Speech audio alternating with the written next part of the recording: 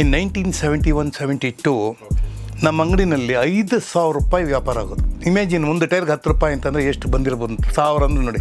ಆ ಥರ ವ್ಯಾಪಾರ ಆಗಿದ್ದಾಗ ನಾವು ನಾಟಕಕ್ಕೆ ಬಂದುಬಿಟ್ಟೆ. ಏನು ಬೆಂಗಳೂರು ಅಂದರೆ ಸಿನಿಮಾ ಥಿಯೇಟ್ರ್ ಅಂತ. Okay, that was the culture. That is how I got into cinema. ಪ್ರೇರಣೆ ಬಂದಿದೆ ಸಿನಿಮಾ ಥಿಯೇಟ್ರ್ಗಳು, ಸಿನಿಮಾ ನೋಡೋದ್ರಿಂದ. ಒಂದು ಕೀಪ್ ವರ್ಕಿಂಗ್ ಅಂದರೆ ಕೆಲಸ ಮಾಡ್ತಾ ಇರಬೇಕು. ಅಂದರೆ ಈ ಕೆಲಸ ಮಾಡ್ತಾ ಇದ್ದಾಗ ಏನಾಗುತ್ತೆ, ಬೇರೆ ಕಡೆ ಗಮನ ಹೋಗೋದಿಲ್ಲ. ಆಮೇಲೆ ಅಲರ್ಟ್ ಆಗಿರ್ತೀವಿ. ಪಾಸಿಟಿವ್ ಅಂದರೆ ಬದುಕಿನ ಪಾಸಿಟಿವ್ ಅಂದರೆ ಒಬ್ಬ ವ್ಯಕ್ತಿ ಆಗಲಿ ಯಾವುದೇ ಆಗಲಿ ಜೀವಂತ ಇದ್ದಾರೆ ಅಂದರೆ ಅವ್ರು ಕೆಲಸ ಮಾಡ್ತಾ ಇರಬೇಕು.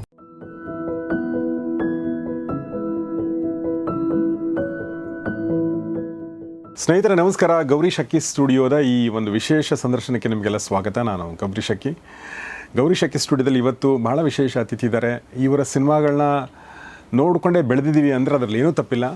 ಯಾಕೆಂದರೆ ನಾವು ಪ್ರಾಯಶಃ ನಾನು ಹುಟ್ಟೋಕ್ಕಿಂತ ಮುಂಚೆ ಅಥವಾ ಹುಟ್ಟಿದ ಮೇಲೆ ಆ ಟೈಮಿಂದ ಇವರು ಆ್ಯಕ್ಟಿಂಗ್ ಮಾಡ್ತಾಯಿದ್ದಾರೆ. ಈಗಲೂ ಕೂಡ ಅವರ ಒಂದು ಬಿಳಿ ಗಡ್ಡ ಮತ್ತು ಬಿಳಿ ಕೂದಲು ಬಿಟ್ಟರೆ ಅವರು Young and energetic ಅನ್ನಿಸ್ತಾರೆ.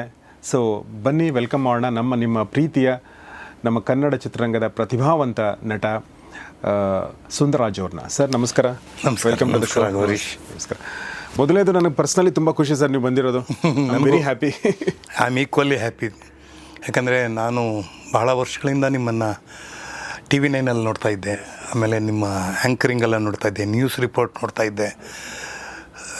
It was A nice remembrance. ಒಳ್ಳೆಯ ನೆನಪುಗಳು ನಿಮ್ಮ ಜೊತೆ. ಐ ಸಾ ದಟ್ ಒಂದು ಪ್ರೌಡ್ನೆಸ್ ಬರುತ್ತೆ ನಿಮ್ಮ ಬಗ್ಗೆ. Thank you. ಐ ಫೀಲ್ ಬೆಳೀತಾ ಇರ್ತೀವಲ್ಲ, ಬೆಳೆಯೋ ಸೂಚನೆಗಳು ನೋಡಿದಾಗ ಇಟ್ಸ್ ಅ ಗುಡ್ ಸೈನ್ ಅಂತ ಹೇಳಿ ನಾನಾಗಿ ಇಷ್ಟಪಟ್ಟು ಬಂದಿರೋದು. Thank you very much sir. So Gowrish Akki ಸ್ಟುಡಿಯೋದಿಂದ ಒಂದು ಸಣ್ಣ ಪುಟ್ಟ ಕಾಣಿಕೆ ನಮ್ಮ ಸರ್ಗೆ. ಸರ್ ಇದು ನಮ್ಮ ಒಂದು ಟೀ ಬಾಕ್ಸು. ನಮ್ಮ TV 9 ಇದ್ರು ಸುಕನ್ಯಾ ಅಂತ, ಅವ್ರದ್ದು ಹೊಸ ಕಂಪ್ನಿ ಮಾಡಿದ್ದಾರೆ. ಸೊ ಟೀ ಪೌಡ್ರ್ ಇದೆ, ಒಂದು ಕ್ವಾಲಿಟಿ ಟೀ ಪೌಡ್ರ್, ಅದು ದಯವಿಟ್ಟು ಅದನ್ನು ಯೂಸ್ ಮಾಡಿ. ಆಮೇಲೆ ಇದೊಂದು ಪುಟ್ಟ ಒಂದು ಕಾರಣಕ್ಕೆ ನಿಮ್ಮ ಮೊಮ್ಮಗನಿಗೆ ಪೂರ್ತಿ ರಾಮಾಯಣ ಬಾಲಕಂಡ. ಸೊ ಅದನ್ನು ನೀವು ಹೇಳ್ಬೋದು. ತುಂಬ ಚೆನ್ನಾಗಿದೆ. ಕನ್ನಡದ ಪುಸ್ತಕ ಕೊಟ್ಟಿದ್ದೀರಾ. Yes sir. ಸುಂದರ್ರಾಜ್ ಸರ್, ನಾನು ಚಿಕ್ಕನಿದ್ದಾಗ ನಮ್ಮ ತಾತನ ಮನೆಯಲ್ಲಿ ಕೂತ್ಕೊಂಡು ಪೇಪರ್ಗಳು ನೋಡ್ತಿರ್ಬೇಕಾದ್ರೆ ಅದರಲ್ಲಿ ಸಿನಿಮಾಗಳು ಇದು ಬರೋದು, ಪೋಸ್ಟರ್ಗಳು ಬರೋದಲ್ಲ. ಹೌದೌದು. ಅದರಲ್ಲಿ ಎಲ್ಲ ನಿಮ್ಮ ಹೆಸರುಗಳೆಲ್ಲ ಸುಂದರ್ರಾಜ್, ತಾರಾ ನಟ, ತಾರಾ ಬಳಗ ಅಂತಂದ್ರಲ್ಲಿ ಅದ್ರಲ್ಲಿ ಹಾಕಿ ಎಲ್ಲ ಹೆಸರುಗಳು, ವಿಷ್ಣುವರ್ಧನ್, ಸುಂದರ್ರಾಜ್, ಪ್ರಮೀಳಾ ಜೋಶ, ಈ ಥರ ನೋಡ್ತಾ ಇದ್ರೆ ಖುಷಿ ಆಗೋದಂತರ ಇವತ್ತು. ಸೊ ಸರ್, ಹೇಗಿದೆ ಜೀವನ, ಹೇಗೆ ನಡೀತಾ? ಚೆನ್ನಾಗಿದೆ. So doing well, very nice sir. So ಮೊದಲನೇದಾಗಿ ನಾನು ಏನಂದರೆ, ನಿಮ್ಮ ಒಂದು ದೃಷ್ಟಿ ಆಗದೆ ಇರಲಿ, ಹೆಲ್ತ್ ಬಗ್ಗೆ ತುಂಬ ಹೇಳ್ತಾ ಇದ್ದೀನಿ. ಸೊ ತುಂಬ 75 ವರ್ಷ ಸರ್ಗೆ, ಆದರೆ ತುಂಬ ಯಂಗ್ ಆ್ಯಂಡ್ ಎನರ್ಜೆಟಿಕ್ ಆಗಿ ತುಂಬ ಹೆಲ್ತನ್ನು ಕಾಯ್ಕೊಂಡಿದ್ದಾರೆ. ಸರ್ ಫಸ್ಟ್ ಅದ್ರ ಬಗ್ಗೆನೇ ಕೇಳ್ತೀನಿ, ಏನು ಸರ್ ಸೀಕ್ರೆಟ್? ಒಂದು ಕೀಪ್ ವರ್ಕಿಂಗ್ ಅಂದರೆ ಕೆಲಸ ಮಾಡ್ತಾ ಇರಬೇಕು. ಅಂದರೆ ಈ ಕೆಲಸ ಮಾಡ್ತಾ ಇದ್ದಾಗ ಏನಾಗುತ್ತೆ, ಬೇರೆ ಕಡೆ ಗಮನ ಹೋಗೋದಿಲ್ಲ. ಒಂದು, ಆಮೇಲೆ ಅಲರ್ಟ್ ಆಗಿರ್ತೀವಿ. ಆಮೇಲೆ ಬೆಳಗ್ಗೆ ಇದ್ದರೆ ಏನು ಮಾಡೋದು ಅಂತ ಯೋಚನೆ ಮಾಡಲ್ಲ, ಏನೋ ಕೆಲಸಗಳಿರುತ್ತೆ.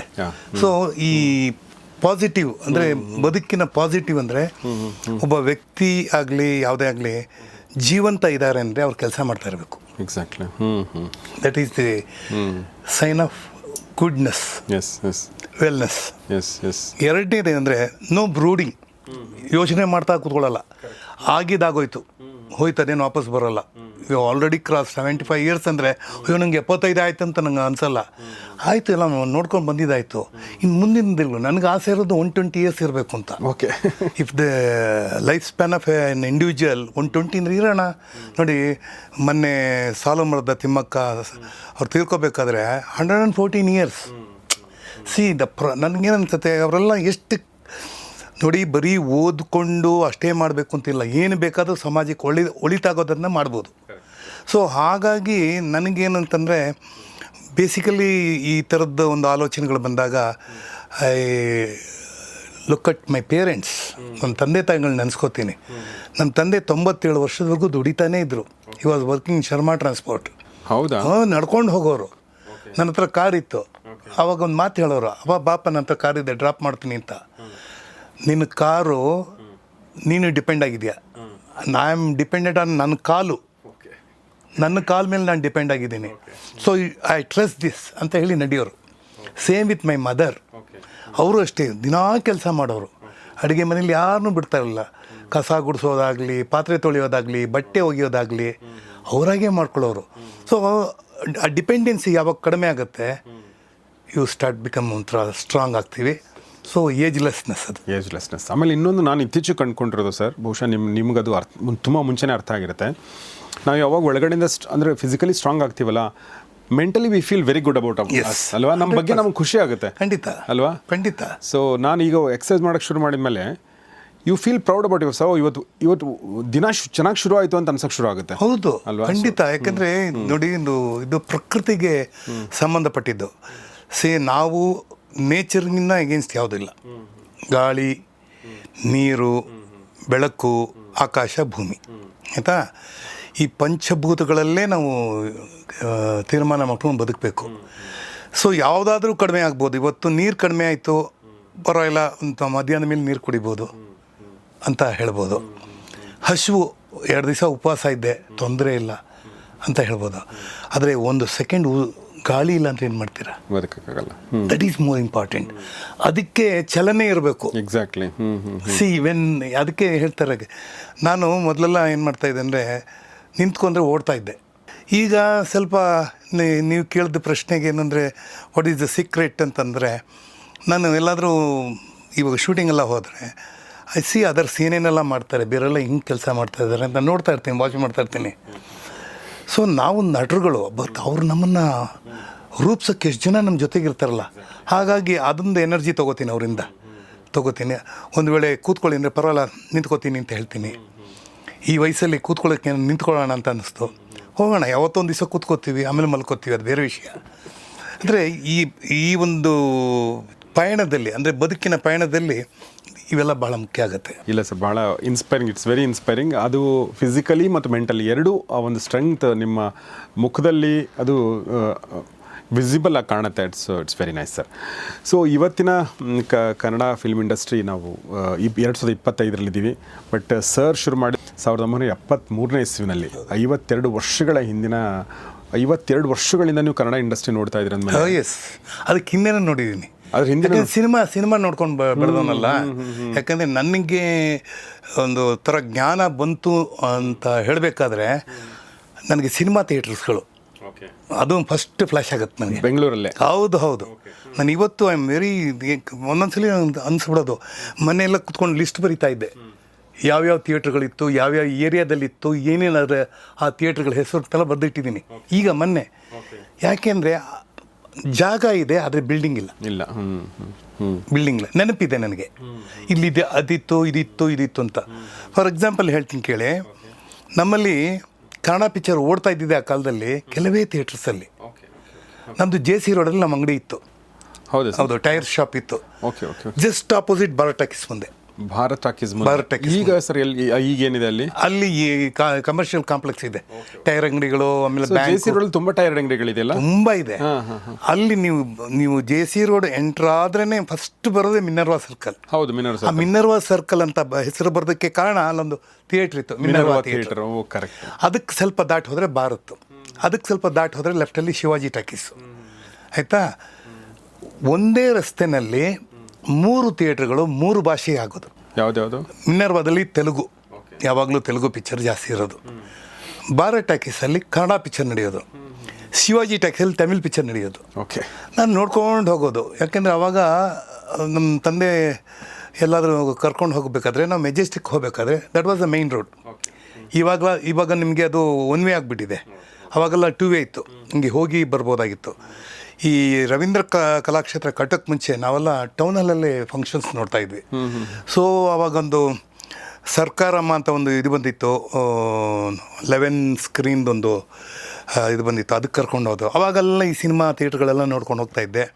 ಸ್ವತಃ ನಾನೇ ಕ್ಲಾಸ್ಗೆ ಚಕ್ಕರ್ ಹೊಡೆದು ಪಿಕ್ಚರ್ ನೋಡ್ತಾ ಇದ್ದೆ. ಸೊ ಅವಾಗೆಲ್ಲ ಜನತಾ ಕ್ಲಾಸ್ ಅಂದರೆ ಗೊತ್ತಲ್ಲ, 40 ಪೈಸಾ 25 ಪೈಸಾ ಅಷ್ಟು ದುಡ್ಡಿದ್ರೆ ಸಾಕು, ಆ ಸಿನಿಮಾ ನೋಡ್ಕೊಂಬಾರ್ದು. ಅದು ಯಾವುದೇ ಲ್ಯಾಂಗ್ವೇಜ್ ಆದರೂ ನೋಡ್ಬಿಡ್ತಾ ಇದ್ದೆ. ಸಿನಿಮಾ ನೋಡೋ ಹುಚ್ಚು. ಹಾಗಾಗಿ ಈ ಥಿಯೇಟ್ರ್ಗಳೆಲ್ಲ ನೆನಪಿಗೆ ಬಂತು, ಅದನ್ನು ಬರೆದಿಡ್ತಾ ಇದ್ದೆ. ಈಗ 99% ಆ ಥಿಯೇಟ್ರ್ಗಳು ಯಾವುದೂ ಇಲ್ಲ. ಇನ್ಫ್ಯಾಕ್ಟ್ ನಿಮಗೆ ದೇರ್ ವರ್ ಅಬೌಟ್ 16ರಿಂದ 18 ಥಿಯೇಟ್ರ್ ಇತ್ತು ಮೆಜೆಸ್ಟಿಕ್ಕಲ್ಲಿ, KG ರೋಡಲ್ಲಿ. ಸ್ಟಾರ್ಟಿಂಗ್ ಫ್ರಮ್ ಸ್ಟೇಟ್ಸ್ ಅದಕ್ಕೆ ಆಪೋಸಿಟ್ ಪ್ರಭಾತ್, ಅದರ ಪಕ್ಕದಲ್ಲಿ ಜೈ ಹಿಂದ್. ಆ ಜೈ ಹಿಂದ್ ಆದಮೇಲೆ ಅದು ಮೇನಕ ಆಯಿತು ಆ ಥಿಯೇಟ್ರಿಗೆ. ಸ್ವಲ್ಪ ಮುಂದೆ ಹೋದರೆ ಸಾಗರ್ ಬಲಗಡೆಗೆ, ಪಕ್ಕದಲ್ಲಿ ಕಲ್ಪನಾ, ಆ ಕಲ್ಪನಾ ಪಕ್ಕದಲ್ಲಿ ಅಲಂಕಾರ, ಅದ್ರ ಪಕ್ಕದಲ್ಲಿ ಮೆಜೆಸ್ಟಿಕ್ಕು, ಗೀತಾ, ಹಿಮಾಲಯ, ತ್ರಿವೇಣಿ, ಅಪರ್ಣ, ಕಪಾಲಿ, ಸಂಗಮ್, ಮೂವಿಲ್ಯಾಂಡ್. ಸಂತೋಷ ನರ್ತಕ್ಕೆ ಆಮೇಲೆ ಬಂದಿದ್ದು. Okay okay. ಅದನ್ನು ನಮ್ಮ ಕಾಲೇಜ್ ಡೇಸಲ್ಲೇ ಬಂತು. ನನಗೆ ನೆನಪಿದ್ದಂಗೆ ಇದಿಷ್ಟು ಥಿಯೇಟ್ರ್ ಅವಾಗಿತ್ತು. ಅಂದರೆ ಎವ್ರಿಬಡಿ ಯೂಸ್ ಟು ಸೇ, ನಮಗೆಲ್ಲ ನಮ್ಮೂರಿಂದ ಬಂದಾಗೆಲ್ಲ, ನಾವು ಬೇಸಿಕಲಿ ಫ್ರಮ್ ತಮಿಳ್ನಾಡಿಂದ ಬಂದಾಗ ಅವರೆಲ್ಲ ಹೇಳೋದು, ಏನು ಬೆಂಗಳೂರು ಅಂದರೆ ಸಿನಿಮಾ ಥಿಯೇಟ್ರ್ ಅಂತ. Okay. That was the culture, that is how I got into cinema. ನನಗೆ ಈ ಸಿನಿಮಾ ಪ್ರೇರಣೆ ಬಂದಿದೆ ಈ ಸಿನಿಮಾ ಥಿಯೇಟ್ರ್ಗಳು, ಸಿನಿಮಾ ನೋಡೋದ್ರಿಂದ. ಆಮೇಲೆ ನಮ್ಮ ಕಾಲೇಜಲ್ಲಿ ನಾವು ಕಾಲೇಜ್ ಡೇಸಲ್ಲಿ ಚಕ್ಕರ್ ಹೊಡೆದು ಸಿನಿಮಾ ನೋಡ್ತಾಯಿದ್ವಿ. ಶುಕ್ರವಾರ ಆಯಿತು ಅಂದರೆ ಸಿನಿಮಾ ನೋಡೋದು. ಸರ್, ನಿಮ್ಮ ಬಾಲ್ಯ ನೀವು ಬೆಂಗಳೂರಲ್ಲಿ ಕಳೆದದ್ದ ಅಥವಾ ನೀವು? ಇಲ್ಲ, ಕಂಪ್ಲೀಟ್ ಇಲ್ಲ. ಇಲ್ಲೇ. I was born in Tamil Nadu and I was brought up in Karnataka. ಇಲ್ಲೇ ಬೆಳೆದಿದ್ದು. ಫ್ರಮ್ ಮೈ ಸೆಕೆಂಡ್ ಇಯರ್ ನಾನು ಇಲ್ಲೇ ಇದ್ದಿದ್ದು. ನನ್ನ ಎಜುಕೇಷನ್ ಎಲ್ಲ ಕನ್ನಡ ಮೀಡಿಯಮ್ಮು. ಅದಾದಮೇಲೆ ಕನ್ನಡ ಪ್ಲಸ್ ಇಂಗ್ಲೀಷು ಕಾಲೇಜ್ ಹೈಸ್ಕೂಲಲ್ಲಿ.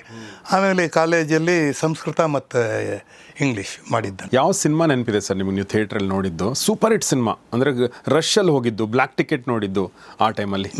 ಅದು ನನಗೆ ಫಸ್ಟು ನನ್ನ ಗಾಳಿಗೋಪುರ, ಅದು ನನಗೆ ತುಂಬ ನೆನಪಿದೆ. ಅದು 60s ನೋಡಿ. ಆಮೇಲೆ ವಿಜಯನಗರದ ವೀರಪುತ್ರ, ಅದು ಬರಟಾಕಿಸಲ್ಲೇ ನೋಡಿದ್ದು. ನಮ್ಮ ಇವ್ರದ್ದು ಸುದರ್ಶನ್ ಅವ್ರದ್ದು. ಆಮೇಲೆ ಅದು ಬಿಟ್ಟು ಇದರಲ್ಲಿ ಲವಾಕುಶ ಅಂತ ಒಂದು ಬಂದಿತ್ತು, ಎನ್ ಟಿ ರಾಮರಾವ್ ಎಲ್ಲ ಮಾಡಿದ್ದರು. ಮಿನರ್ವಾ ಟಾಕೀಸಲ್ಲಿ ದೊಡ್ಡ ಹಿಟ್ಟು ಆ ಕಾಲದಲ್ಲಿ. ಅದು ಬಿಟ್ಟು ಕಾದಲಿಕ್ಕ ನೇರಮಿಲ್ಲ ಅಂತ ಒಂದು picture Tamil, colour, first colour, ಅದು ಮಿನರ್ವಾ. ನಮಗೆ ಸ್ವಲ್ಪ ಗಾಂಧಿ ಬಜಾರ್ಗೆ ಹತ್ತಿರವಾಗಿತ್ತದು, ಅದಕ್ಕೆ ಹೋಗ್ತಾಯಿದ್ವಿ. ಆಮೇಲೆ ಮೆಜೆಸ್ಟಿಕ್ಕಲ್ಲಿ ಆ ಕಾಲದಲ್ಲಿ ಅನೇಕ ತಮಿಳು ಪಿಕ್ಚರ್ಗಳು, ಕನ್ನಡ ಪಿಕ್ಚರ್ಗಳು ನೋಡಿದ್ದು. ಕಾಲೇಜ್ ಡೇಸ್ಗೆ ನಾವು ಮುಂಚೆ ಅಂತಂದರೆ ರಾಜ್ಕುಮಾರ್ದು ಫಿಲ್ಮ್ಗಳು ಜಾಸ್ತಿ ನೋಡ್ತಾಯಿದ್ವಿ.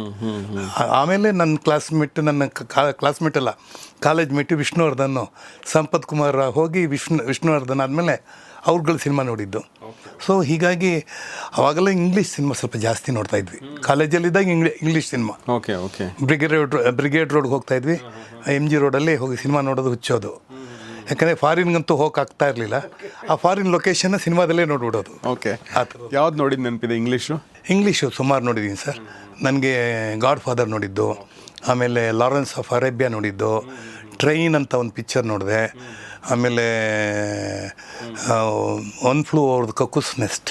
ಓಕೆ. ಅದಾದಮೇಲೆ ಇದ್ರೊಳಗೆ ಸೈಕೋ ಅಂತ ಒಂದು ಪಿಕ್ಚರ್ ಬಂದಿತ್ತು ಭಾಳ ಹಿಂದೆ, ಪ್ಲಾಜಾದಲ್ಲಿ, ಹಿಚ್ಕಾಕ್ದು.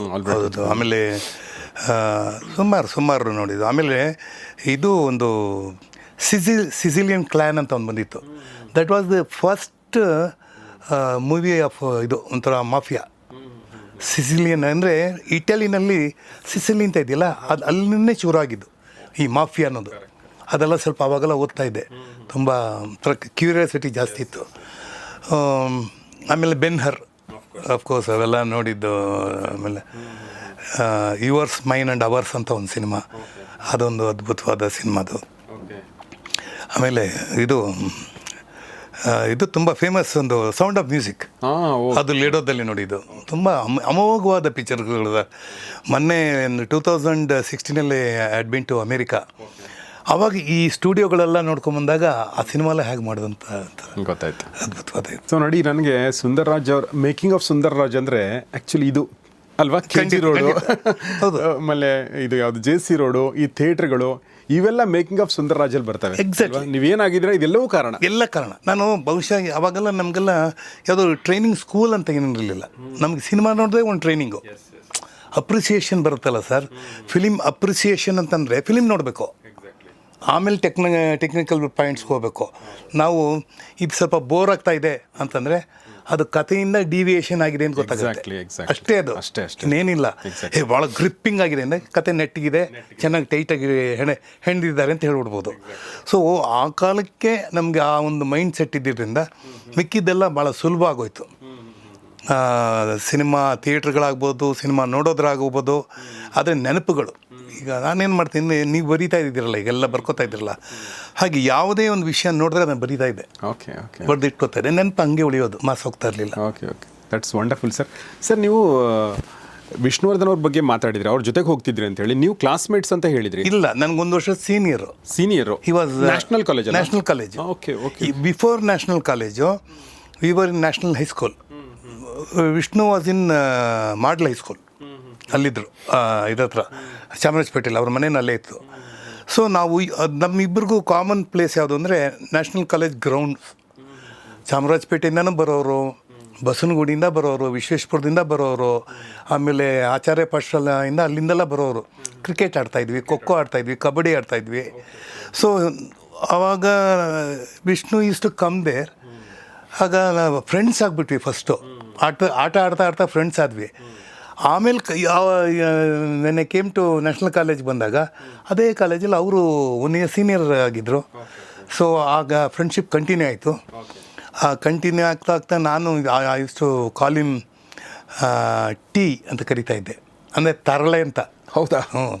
ಸಂಪತ್ ಕುಮಾರ್ ಟೀ ಅಂತಂದರೆ ತರಳೆ ಅಂತ. ತುಂಬ ತರಳೆ ಮಾಡೋರು. ಹೌದಾ? ಎಲ್ಲರನ್ನೂ ಕಾಲೆಳೆಯೋದು ಎಲ್ಲ ಮಾಡ್ತಾಯಿದ್ರು.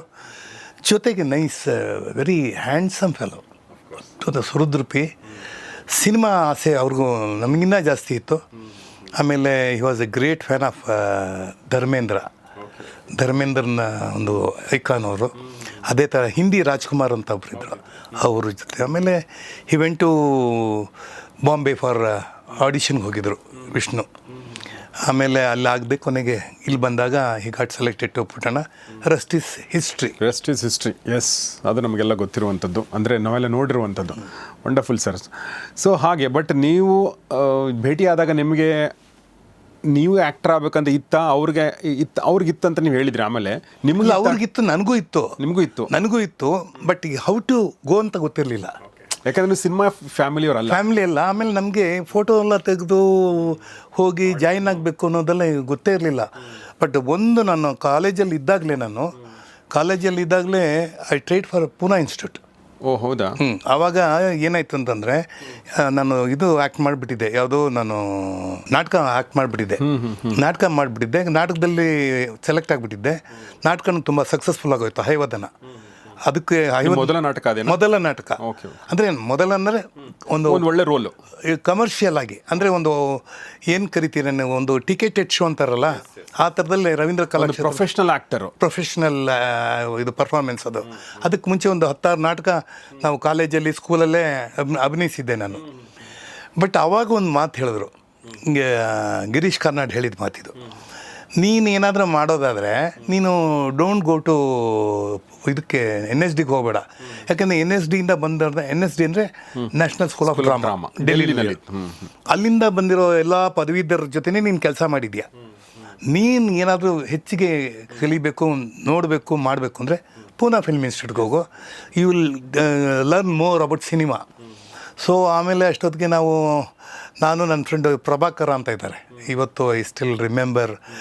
ನಾವಿಬ್ಬರು ಹೋಗಿ JK ವೇಲಲ್ಲಿ ಫೋಟೋಸ್ ಎಲ್ಲ ತೊಗೊಂಡು, JK ವೇಲ್ ಫೋಟೋ ಸ್ಟುಡಿಯೋದಲ್ಲಿ ತುಂಬ ಒಂಥರ ಕಲರ್ಫುಲ್ಲಾಗೆಲ್ಲ ಡ್ರೆಸ್ ಹಾಕ್ಕೊಂಡು ಐ ಅಪ್ಲೈಡ್. ಅಂದರೆ ಫಸ್ಟು ಅಪ್ಲಿಕೇಶನ್ ಹಾಕಬೇಕಲ್ಲ. Then I got selected for the interview ಆದಮೇಲೆ ನಾನು ಚೆನ್ನೈನಲ್ಲಿ ಇಂಟರ್ವ್ಯೂ ಇತ್ತು. ಆವಾಗ ಈ ಜೂಲಿ ಲಕ್ಷ್ಮಿ ಇದ್ದಾರಲ್ಲ, ಅವರ ಫಸ್ಟ್ ಹಸ್ಬೆಂಡ್ ಮೋಹನ್ ಅಂತ ಇದ್ದರು. He's from Poona institute. ಅವರೇ ನಮಗೆ ಇಂಟರ್ವ್ಯೂ ಮಾಡಿದಲ್ಲಿ. ಅಲ್ಲೇನಾಯಿತು, ಐ ಆಲ್ಮೋಸ್ಟ್ ಗಾಟ್ ಸೆಲೆಕ್ಟೆಡ್. ಇನ್ನು ಡ್ಯಾನ್ಸ್ಗಿನ್ಸ ಬರ್ತಾ ಅಂದರೆ ಡ್ಯಾನ್ಸ್ ಮಾಡಿದೆ, ಅಭಿನಯನೆಲ್ಲ ಮಾಡಿದೆ. ರಾಮೇಶ್ವರಿ ಹಿಂದಿನಲ್ಲೆಲ್ಲ ಮಾಡಿದ್ದಾರೆ. ಅವರು ಅಲ್ಲಿ ಬಂದಿದ್ರು ಇಂಟರ್ವ್ಯೂಗೆ. ಕಣ್ಣು ಸ್ವಲ್ಪ ಅವ್ರದ್ದು ಬೆಕ್ಕಿನ ಕಣ್ಣು ಸ್ವಲ್ಪ ತುಂಬ ಚೆನ್ನಾಗಿರಲ್ಲ. ಆಕೆ ಶಿ ಗಾಟ್ ಸೆಲೆಕ್ಟೆಡ್. ಒಂದೇ ಸೀಟು ಫ್ರಮ್ ಸೌತ್ ಸಿಕ್ಕಿದ್ದು, ಒಂದೇ ಸೀಟು. 2 ಆಗಿದ್ರೆ ನಾನು ಇರ್ತಾಯಿದ್ದೆ. So I miss that chance. ಆಮೇಲೆ ಬಂದೆ, ಇಲ್ಲೇ ಆ್ಯಕ್ಟ್ ಮಾಡಿದೆ, ಎಲ್ಲ ಆಯಿತು. ಬಟ್ ನನಗೊಂದು ಆಸೆ ಇತ್ತು, ಹೆಂಗಾದ್ರೂ ಮಾಡಿ ಪೂನಾ ಫಿಲ್ಮ್ ಇನ್ಸ್ಟಿಟ್ಯೂಟ್ಗೆ ಒಂದು ವಿಸಿಟ್ ಮಾಡಬೇಕು ಅಂತ. Finally it happened. ನಾನು ಶಂಕರ್ನಾಗ್ ಇಬ್ಬರು ಹೋಗಿದ್ವಿ. ಇಟ್ ಈಸ್ ಆಫ್ಟರ್ ಒಂದಾನೊಂದು ಕಾಲದಲ್ಲಿ ಹೋಗಿ we did film appreciation course. ನಾನು ಶಂಕರ್ನಾಗ್ ಬೋತ್ ಮಾಡಿ ಅದರ ಸರ್ಟಿಫಿಕೇಟ್ ತೊಗೊಂಬಂದು. ಅದು ಎಷ್ಟು ದಿನಗಳ ಕೋರ್ಸ್? 35 ಡೇಸ್. ಆಲ್ಮೋಸ್ಟ್ 40 ಡೇಸ್ ಅಂತ ಇಟ್ಕೋಬೋದು. ವರ್ಲ್ಡ್ ಸಿನಿಮಾಸ್ ಎಲ್ಲ ತೋರಿಸ್ತಾರೆ. ಆ ಸಿನಿಮಾನ ಅಪ್ರಿಷಿಯೇಷನ್ ಮಾಡಬೇಕು. ಆಮೇಲೆ ಅದ್ರ ಬಗ್ಗೆ ಪ್ರಬಂಧಗಳು ಕೊಡ್ತಾರೆ, ಬರೀಬೇಕು. ಈ ಥರದ್ದೆಲ್ಲ ಒಂದಷ್ಟು ಮಾಡಿದ್ಮೇಲೆ ಒಂದು ಫೋಕಸಿಂಗ್ ಆಯಿತು. ಸಿನಿಮಾದ ಫೋಕಸ್ ಬಂತು ನನಗೆ. ಡೈರೆಕ್ಷನ್ ಮಾಡಬೇಕು, ಎಡಿಟಿಂಗ್ ಮಾಡಬೇಕು, ಫೋಟೋಗ್ರಫಿ, ಇವೆಲ್ಲ ಇಂಟ್ರೆಸ್ಟಿಂಗ್ ಪಾಯಿಂಟ್ ಬರುತ್ತೆ. ಬಟ್ ಆಗಿದ್ದೇ ಬೇರೆ ಆ್ಯಕ್ಟ್ರೇ ಆಗಿ ಒಂದು ಸೊ ಅಲ್ಲಿ ಲಾಸ್ ಆಗಿರ್ಬೋದು, ಬಟ್ ಇಲ್ಲಂತೂ ನಮ್ಗೆ ಬೆನಿಫಿಟ್ ಆಗಿದೆ. ಬಟ್ ಸರ್ ಒಂದು ಅಂದ್ರೆ ನೋಡಿ, ಮೇಕಿಂಗ್ ಆಫ್ ಸುಂದರರಾಜ್ ಭಾಳ ಚೆನ್ನಾಗಿದೆ ಇದು ಎಲ್ಲ ವಿಚಾರಗಳು. ಬಟ್ ನಿಮ್ಮ ತಂದೆ ಶರ್ಮಾ ಟ್ರಾನ್ಸ್ಪೋರ್ಟಲ್ಲಿ ಕೆಲಸ ಮಾಡ್ತಿದ್ರು, ಆಮೇಲೆ ನಿಮ್ಮದೇ ಒಂದು ಅಂಗಡಿ ಇತ್ತು ಅಂತ ಹೇಳಿ. ಹೌದು, ಕೆನ್ ಸನ್ಸ್ ಅಂತ. ಕೆನ್ ಅಂದರೆ ಕೃಷ್ಣಸ್ವಾಮಿ, ಸನ್ಸ್ ಅಂದರೆ ನಾನು ನಮ್ಮ ಅಣ್ಣ. ಅವ್ರಿಗೆ ನಮ್ಮ ತಂದೆಗೆ ತುಂಬ ಆಸೆ ಇತ್ತು ಮಕ್ಕಳನ್ನ ವ್ಯಾಪಾರಕ್ಕೆ ತಂದು ಇಡಬೇಕು ಅಂತ. ನಿಮಗೆ ಗೌರೀಶ್, ನಿಮ್ಗೆ ಹೇಳಿದ್ರೆ ಆಶ್ಚರ್ಯ ಪಡ್ತೀರಾ. Those days I am talking, ಇವತ್ತಲ್ಲ, ಇನ್ 1971-72 ನಮ್ಮ ಅಂಗಡಿನಲ್ಲಿ 5,000 ರೂಪಾಯಿ ವ್ಯಾಪಾರ ಆಗೋದು ಪರ್ ಡೇ. ಏನು ಟೈರ್ಸ್, ಆಟೋಮೊಬೈಲ್ ಟೈರ್ಸ್. ಅದು ಈ ಅವಾಗ ಸುವೇಗ ಅಂತ ಒಂದು ಗಾಡಿ ಇತ್ತು, ತುಂಬ ಡಿಮ್ಯಾಂಡ್ ಅವಾಗ. ಆ ಟೈರ್ 30 ರೂಪಾಯಿ 35 ರೂಪಾಯಿ, ಬ್ಲ್ಯಾಕಲ್ಲಿ 150 ರೂಪಾಯಿ ಹೋಗೋದು. ಓ ಹೌದಾ, ಟೈರ್ ಬ್ಲ್ಯಾಕಲ್ಲಿ ಹೋಗೋದು. ಅಫ್ಕೋರ್ಸ್ ನಾವೇನು ಬ್ಲ್ಯಾಕ್ ಮಾರ್ಕೆಟ್ ಮಾಡ್ತಾ ಇರಲಿಲ್ಲ. ನಮಗೆ ಏನಾಗೋದು, ತುಂಬ ಡಿಮ್ಯಾಂಡ್ ಇರೋದು. ನಮ್ಮ ಅಂಗಡಿಗೆ ಟೈರ್ಗಳನ್ನ ಸಪ್ಲೈ ಮಾಡೋರು. ಆ ಟೈರ್ ಸಪ್ಲೈ ಮಾಡಬೇಕಂದ್ರೆ ಪ್ರೀಮಿಯಮ್ ರೇಟಲ್ಲೇ ನಾವು ತರ್ತಾಯಿದ್ವಿ. 120 ರೂಪೀಸ್ ತಂದಾಗ ಒಂದು 10 ರೂಪಾಯಿ ಅದ ಮೇಲೆ ಮಾರ್ಜಿನ್ ಇಟ್ಟು ಮಾಡ್ತಾಯಿದ್ವಿ, ಬರೀ 10 ರೂಪೀಸ್. ಅಂಥದ್ದು ಒಂದು ದಿವಸಕ್ಕೆ ನಮಗೆ ಹೆಚ್ಚು ಕಡಿಮೆ ಒಂದು 1,000 ರೂಪಾಯಿ ಪ್ರಾಫಿಟ್ ಬರೋದು.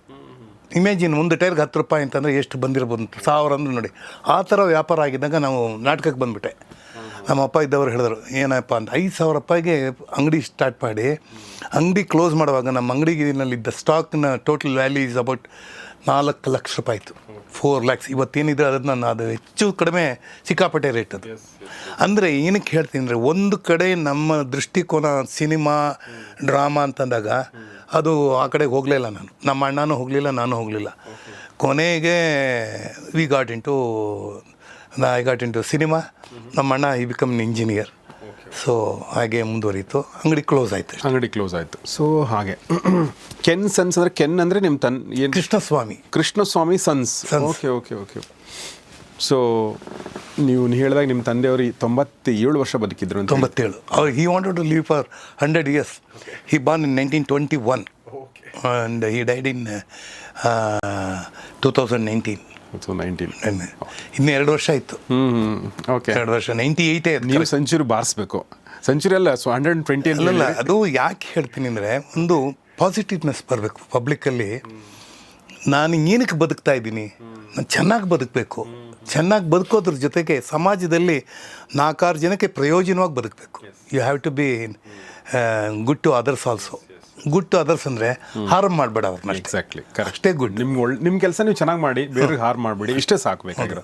ಬಟ್ ಸರ್, ನಿಮ್ಮ ತಂದೆಯವರು ಈಗ ನೀವು ಯಾಕೆ ನಾಟಕ ಸಿನಿಮಾ ಈ ಕಡೆ ಒಲವು ಬೆಳೀತು ಅನ್ನೋದು ಒಂದಂತೂ ಗೊತ್ತಾಯಿತು. ಬಟ್ ನಿಮ್ಮ ತಂದೆಯವರು ಒಬ್ಬ ಪ್ರೊಫೆಷನಲ್ ಆಗಿದ್ದು, ಒಂದು ಬಿಸ್ನೆಸ್ ಆಗಿದ್ದು, ನೀವು ಈ ಒಂದು ಅಂದರೆ ಅಲ್ಲಿ ನಿಮ್ಮದು ಸಕ್ಸಸ್ಫುಲ್ ಆಗಿ ಬಿಸ್ನೆಸ್ ನಡೀತಾ ಇತ್ತು. ಬಟ್ ಇದು ಸ್ಟ್ರಗ್ಲಿಂಗ್ ಕ್ಷೇತ್ರ, ನಾಟಕ ಸಿನಿಮಾ. ಎಷ್ಟು ದುಡ್ಡು ಕೊಡ್ತಾರೋ ಇಲ್ಲೋ ಅನ್ನೋದು ಈ ಥರದೊಂದು ಸಿಚುವೇಶನ್ ಆ ಟೈಮಲ್ಲಿ ಇದ್ದೇ ಇರುತ್ತೆ. ಅಂಥದ್ರಲ್ಲಿ ಅವ್ರು ಸಪೋರ್ಟ್ ಮಾಡಿದ್ರಾ ಅಥವಾ ಮಾಡಲಿಲ್ವಾ? ಇಲ್ಲ, ನಾವೇ ಸಪೋರ್ಟ್ ಮಾಡಲಿಲ್ವಲ್ಲ ನನ್ನ ತಂದೆಗೆ. ಓಕೆ.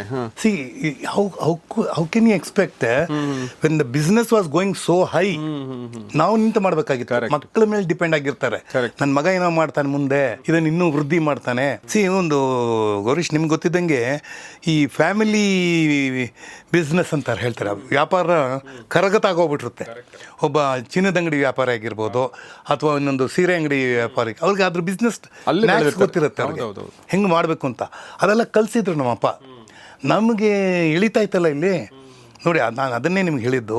5,000 ರೂಪಾಯಿ ಟರ್ನ್ ಓವರ್ ಇರೋ ಜಾಗದಲ್ಲಿ 1,000 ರೂಪಾಯಿ ಪ್ರಾಫಿಟ್ ಇರೋ ಜಾಗ ಬಿಟ್ಬಿಟ್ಟು ಚಿತ್ರಾನ್ನ, ಇಡ್ಲಿ, ತಟ್ಟೆ ಇಡ್ಲಿ, ಬೋಂಡಾ ಬಜ್ಜಿ ತಿನ್ಕೊಂಡು ನಾಟಕ ಮಾಡ್ತಾಯಿದ್ವಿ. ಎಷ್ಟು ರೂಪಾಯಿ ಸಿಗ್ತಿತ್ತು ಆವಾಗ? ಏನು 10 ರೂಪಾಯಿನೂ ಸಿಗ್ತಾ ಇರಲಿಲ್ಲ. ಆದರೆ ಆ ಪ್ಯಾಷನ್ ಇತ್ತು ನನಗೆ. ಆ ಆಡಿಯನ್ಸ್ ನೋಡಿ ಚಪ್ಪಾಳೆ ತಟ್ಟಿದ್ರಲ್ಲ, ಆಡಿಯನ್ಸ್ ನೋಡಿ ಫೋಟೋ, ಅವಾಗೆಲ್ಲ ಸೈನು ತಕ್ಷಣ ಫೋಟೋ ಹಾಕ್ತಾ ಇರಲಿಲ್ಲ, ಆಟೋಗ್ರಾಫ್ ತೊಗೊಂಡೋಗ್ಬಿಡೋರು. ಈಗ ಫೋಟೋ ತೆಗಿತಾರೆ, ಈಗ ಆಟೋಗ್ರಾಫ್ ಕಮ್ಮಿ ಆಗೋಯ್ತು. ಸರ್ ಒಂದು ಸೆಲ್ಫಿ ತೊಗೊಳ್ಳೋಣ ಅಂತಾರೆ. ಸೊ ಆ ಮಟ್ಟಕ್ಕೆ ಹೋಗಿದೆ. ಸೊ ಈ ಅಡುಲೇಷನ್ ಇದೆಯಲ್ಲ, ಇದು ಎಲ್ರಿಗೂ ಸಿಗಲ್ಲ. ನಿಮ್ಮನ್ನು ರೆಕಗ್ನೈಸ್ ಮಾಡ್ತಾರಲ್ಲ, ನೀವು ಎಷ್ಟೇ ಕೋಟ್ಯಾಧೀಶ್ವರಾಗಿ ನಿಮ್ಮನ್ನು ಪಕ್ಕಕ್ಕೆ ಇಡ್ತಾರೆ, ನೀವು ಒಬ್ಬ ಸೆಲೆಬ್ರಿಟಿ ಆಗಿ ಅರೆ ಅವರು ಅಂತಾರೆ. ಆ ಒಂದು ಇದು ಬಂತು. ಇದರಲ್ಲಿ ಸುಮಾರು ಜನ ಯಶಸ್ಸನ್ನು ಕಾಣ್ತಾರೆ, ಕೆಲವರು ಕಾಣಲ್ಲ. But I am so lucky that Kannada industry ಮತ್ತು ಕನ್ನಡ ರಂಗಭೂಮಿ ನನ್ನ ಕೈ ಹಿಡಿತು, ಬಲವಾಗಿ ಕೈ ಹಿಡಿತು. So I achieved so many things from this field. ಅದು ಅವಾರ್ಡ್ಸ್ಗಳಾಗಿರ್ಬೋದು, ರಿವಾರ್ಡ್ಸ್ಗಳಾಗಿರ್ಬೋದು, ರೆಕಗ್ನಿಷನ್ ಆಗಿರ್ಬೋದು, ಒಂದು ಪೊಸಿಷನ್ ಆಗಿರ್ಬೋದು. I was the secretary of the artist association. ಅಂದರೆ ಅದು ಸಾಮಾನ್ಯ ಹುದ್ದೆ ಅಲ್ಲ. 10 ವರ್ಷ from 97 to 2008 I was the Karnataka ಚಲನಚಿತ್ರ ಕಲಾವಿದರ ಸಂಘದ ಕಾರ್ಯದರ್ಶಿ. ಅದೇ ಥರ ಚೇಂಬರ್ನಲ್ಲಿ ಕರ್ನಾಟಕ ಫಿಲ್ಮ್ ಚೇಂಬರ್ ಆಫ್ ಕಾಮರ್ಸಲ್ಲಿ 2022, 2023 I was the honorary secretary, producer sector. So ಈ ಒಂದು ಸಕ್ಸಸ್ ಎಲ್ಲ ಓಟ್ ಹಾಕಿ ಜನ ನಮ್ಮನ್ನು ಗೆಲ್ಲಿಸಿದ್ದು. ಸೊ ಸುಮ್ಮನೆ ಹಂಗೆ ತಂದು ಕೂಡಿಸಿದ್ದಲ್ಲ. ಸೊ ಇದೆಲ್ಲ ಸಿನಿಮಾದಿಂದ ಆಗಿದ್ದು ಅಂತ ನಾನು ತುಂಬ ಚೆನ್ನಾಗಿ ಹೇಳಿದ್ರಿ.